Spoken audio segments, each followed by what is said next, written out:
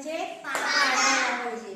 तर बघा मग आता आपण एक संख्येला भागवायची सुरुवातीला आपल्याला डायरेक्ट दोन संख्या घ्यायच्या नाही.